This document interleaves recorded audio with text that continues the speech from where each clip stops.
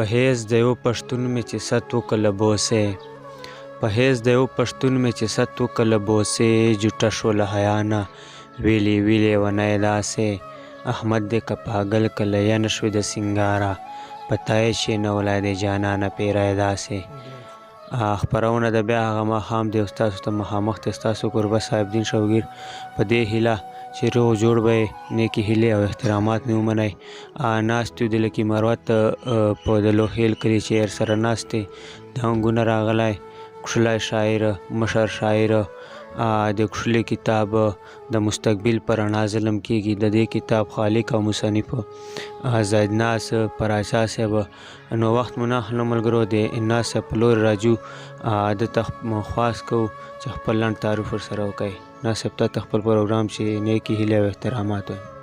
مننه اعوذ بالله من الشیطان الرجیم بسم الله الرحمن الرحیم سلامونه کوم ملګرو چې څومره هم لیدونکي او اوریدونکي یو او ټولو د زړه د تله سلامونه بیا بیا وایم زه زاهد ناز پراچا راغلی یم د هنګونه میلمه یم په لکي مروت سیمه کې یم بلوخیل کلي کې او بیا هغه ماښام چې کوم پیج دی چینل دی د دې ملګرو نه هم شکریا ده کوم مننه کوم چې ماته وخت راکړو او صاحبدین شبګیر صاحب نه هم مننه کوو چې دوره کړاو کوي او کار روان کړی دی او زیار کوي مننه کوو ناز صاحب لکي مروت ته راغلو ما په حیث اول ځل مو دی دویم ځل مو دی نو لکي مروت خلکو مینه مو څرنګې محسوسه کړه او څرنګې در ولګېدل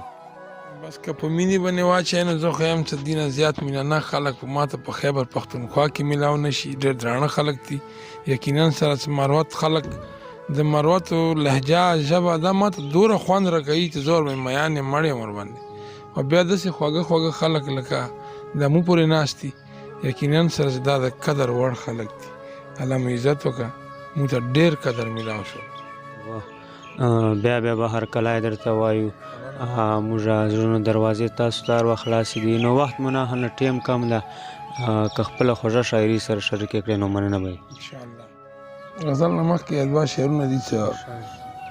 په نه لیدو مې عبادت کړی دی په نه لیدو مې عبادت کړی دی په فاصلو مې محبت کړی دی په نه لیدو مې عبادت کړی دی په فاصلو مې محبت کړی دی او زما ګناه څه ده قصور مې څه دی ولې دې ما نه بغاوت کړی دی زما ګناه څه ده قصور مې څه دی ولې دې ما نه بغاوت کړی دی غزل مطلع عرض ده چې شور نه بغیر ژوند په ایمان نه کیږي شور نه بغیر ژوند په ایمان نه کیږي په خاموشۍ کې مې گزاران نه کیږي شور نه بغیر ژوند په ایمان نه کیږي په خاموشۍ کې مې گزاران نه کیږي او دا علاقه داسې خزان وهلې په خپل موسم کې هم ګلان نه کیږي دا علاقه داسې خزان وهلې په خپل موسم کې هم ګلان نه کیږي او زما فطرت زما مزاج داسې دی ما په چا شک غلط ګمان نه کیږي زما مزاج زما فطرت زما مزاج داسې دی ما په چا شک غلط ګمان نه کیږي او دلته قاتل او مقتول دواړه یو دی دلته قاتل او مقتول دواړه یو دی دلته اوس قدر د انسان نه کیږي او شعر غریب سړی پکې خوشحاله ساته داسې به ګټه کې تاوان نه کیږي او مننه او په نه خبره چې خفه شي لاړ شي داسې سړي پسې ارمان نه کیږي په نه خبره چې خفه شي لاړ شي داسې سړي پسې ارمان نه کیږي او ناز کار صورت ځان پښو کې ایښی زما پرې بیا هم اطمینان نه کیږي او د څو شعرونه به سره نور شریکه کړم د خیالونو په دنیا کې ګرځېدلو یو سړی به په هوا کې ګرځېدلو د خیالونو په دنیا کې ګرځېدلو یو سړی به په هوا کې ګرځېدلو او دا منم چې قد مې دنګ نه و ډېر ټیټ و خو بیا هم بره فضا کې ګرځېدلو او په یزید او په شمر به ډېر خفګان و چې حسین به کربلا کې ګرځېدلو په یزید او په شمر به ډېر خفګان و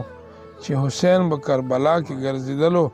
او د سپرلي د رنګینیو په موسم کې زړه مې ستا په تمنا کې ګرځېدلو. فضاګانې وې د امن خوشحالي وه، هر سړی به په خندا کې ګرځېدلو. تا خو مړ کړم خو زما خوش نصیبي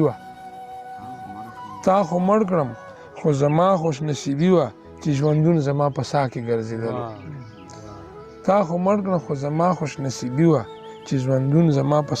ګرځېدلو. او نازه چا د پښو خاپونه یې لیدلو، ورپسې به چې صحرا کې ګرځېدلو. مننه او الله مو عزتمن کړه چې موږ ته دومره په قدر نظر ورلیدلو. وسلام. ملګرو دا و زاهد ناز پر اچا صاحب چې خپله خپرونه مو ترې ریکارډ کړه. تر بل پروګرام پورې راکړئ اجازت دی. الله پامان.